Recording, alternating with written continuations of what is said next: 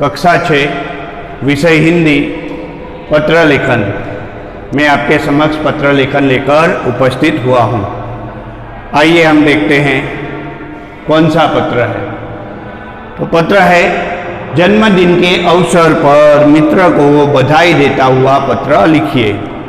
कक्षा 6 से 10 तक यह पत्र परीक्षा में पूछा जाता है।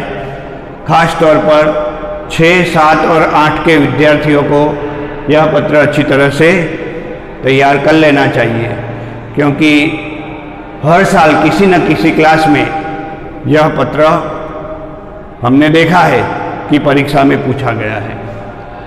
पत्र का पता आप अपनी तरफ से कोई भी पता लिख सकते हैं, लेकिन पता लिखते समय हमें सावधानियां बरतनी होगी, क्योंकि जो पत्र एग्जाम में दिया जाता है, जो पत्र परीक्षा में पूछा जाता है, उसमें पता बहुत महत्वपूर्ण होता है।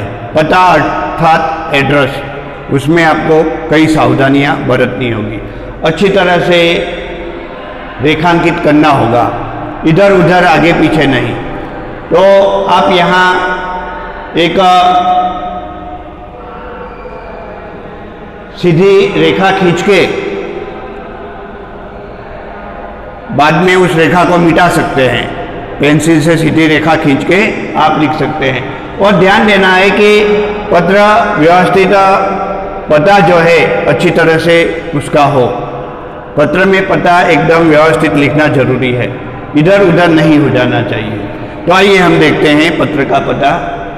25 सुमन बंगलोज, नरोड़ा रोड, सैजपुर, अहमदाबाद। यहाँ पिन कोड नंबर है 382330, 382330। दिनांक 23 जुलाई 2020।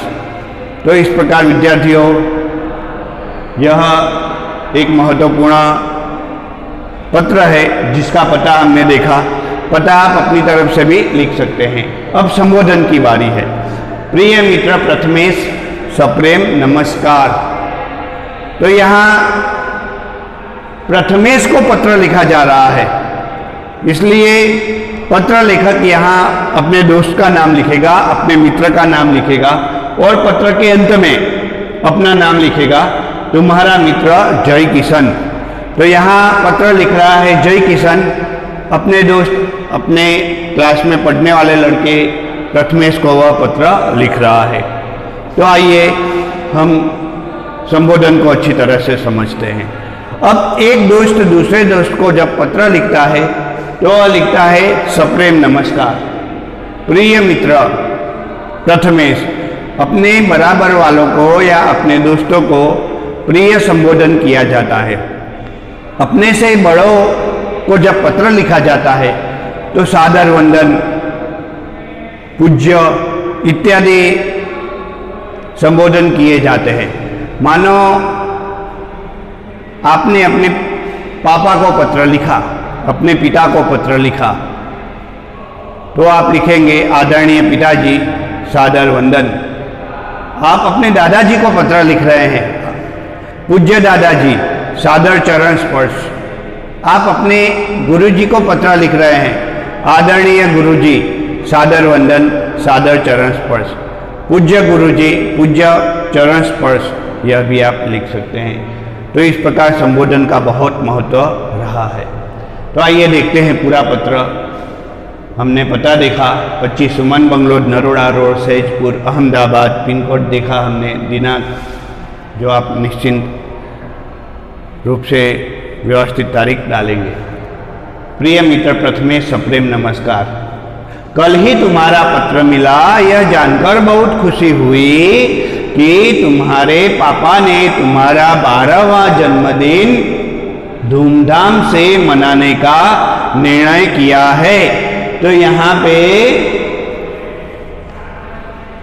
जय किशन प्रथमेश को कह रहे हैं, अथवा जय किशन प्रथमेश को कह रहा है कि तुम्हारे पापा ने, प्रथमेश कुमार, तुम्हारे पापा ने तुम्हारा जन्मदिन बड़े धूमधाम के साथ मनाने का निश्चय किया है। यह बड़ी अच्छी बात है। तुम्हें जन्मदिन की ढेर सारी शुभकामनाएं। तो यहाँ जन्मदिन की ढेर सारी शुभकामना देता हुआ जय किशन अपने दोस्त प्रथमेश को। आगे देखते हैं वह क्या लिख रहा है। मुझे इस अवसर पर जन्मदिन की पार्टी में बुलाने के लिए धन्यवाद। कि प्रथमेश, तुमने जन्मदिन मनाने का निश्चय किया, तुम्हारे पापा ने ज़्यादा खर्चा भी करने का निश्चय किया है और इस अवसर पर जो पार्टी दे रहे हो उसमें मुझे आमंत्रण दिया, यह अच्छी बात है, उसके लिए तुम्हें धन्यवाद देता हूँ। प्रथम पैराग्राफ यहाँ पूरा होगा। अब दूसरे पैराग्राफ में यह बताता हुआ जय किशन कि कोई तकलीफ है जिसके कारण मैं तुम्हारे जन्मदिन के इस अवसर पर नहीं आ रहा हूँ और मुझे यह पत्र लिखना पड़ रहा है, वरना मैं स्वयं आपके वहाँ आ जाता और पत्र भी नहीं लिखता, लेकिन पत्र के माध्यम से मैं अपना दुख बताना चाह रहा हूँ। देखते हैं जय किशन क्या लिख रहा है। मित्र, मेरे दादाजी कुछ दिनों से बहुत बीमार हैं। लिखते समय बहुत लिखा जाता है और कहते समय बहुत, उच्चारण हिंदी में कुछ परिवर्तन भी होते हैं शब्दों में।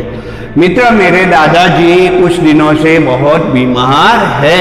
देखो, बीमार दीर्घ ही लिखना विद्यार्थियों। मेरे मम्मी पापा रात दिन उनकी सेवा में लगे हुए हैं। तो यह तो बड़ी अच्छी बात है विद्यार्थियों। अपने माता पिता, अपने दादा दादी की सेवा करनी चाहिए। घर में जो भी वृद्ध व्यक्ति है उनकी सेवा करनी चाहिए। आप भी करना विद्यार्थियों, क्योंकि बड़ों की सेवा में ही मेवा मिलती है, ऐसा कहा जाता है। और माता पिता की सेवा, दादा दादी की सेवा से बड़ी कोई सेवा नहीं हो सकती। तो यहाँ पे प्रथमेश के लिए जो पत्र लिखा गया है जय किशन के द्वारा, उस पत्र में जय किशन कह रहे हैं कि मेरे दादाजी बीमार हैं और मेरे मम्मी पापा दादाजी की सेवा में लगे हुए हैं। मम्मी पापा रात दिन दादाजी की सेवा में लगे हुए हैं। डॉक्टरी इलाज भी चल रहा है, किंतु दादाजी की तबीयत में सुधार नहीं दिख रहा है। यानी दादाजी की तबीयत नहीं सुधर रही है, स्थिर बनी हुई है, वैसी की वैसी बनी हुई है। ऐसी परिस्थिति में मैं आपके यहाँ ना आ सकूंगा। परिस्थिति खराब है। जय किशन ने बहुत अच्छी तरह से लिखा कि परिस्थिति काफी खराब है, मैं तुम्हारे जन्मदिन के समय नहीं आ पाऊंगा।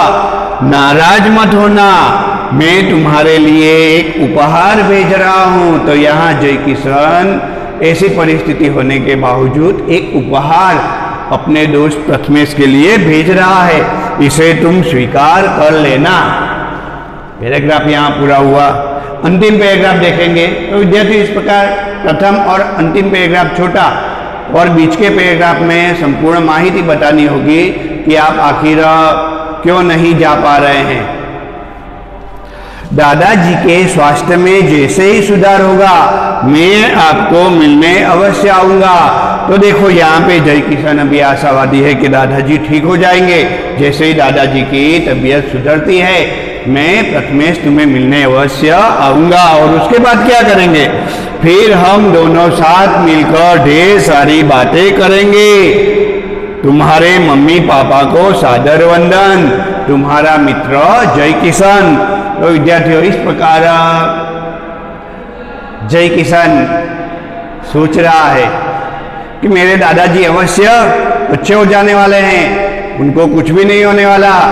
डॉक्टरी इलाज भी चल रहा है, मम्मी पापा भी रात दिन उनकी सेवा में लगे हुए हैं और मैं भी उनसे दूर नहीं होना चाहता, क्योंकि मैं दादाजी की आंखों का तारा हूँ और वो मुझे बहुत चाहते हैं। कौन दादाजी अपने पोते को नहीं चाहेगा? यहाँ जय किशन जो है उनका पूरा परिवार एक आज्ञाकारी परिवार है और जय किशन भी दादाजी की सेवा कर रहा है, छोटी सी सेवा जो भी उनसे बन सके। तो इस प्रकार हर एक व्यक्ति को अपने परिवार के बुजुर्ग की सेवा करनी चाहिए और माता पिता के चरणों में ही तो स्वर्ग होता है। इस पत्र में इतना ही। अन्य पत्र में विद्यार्थियों कक्षा के अनुसार महत्वपूर्ण जानकारी लेकर मैं उपस्थित हो जाऊंगा।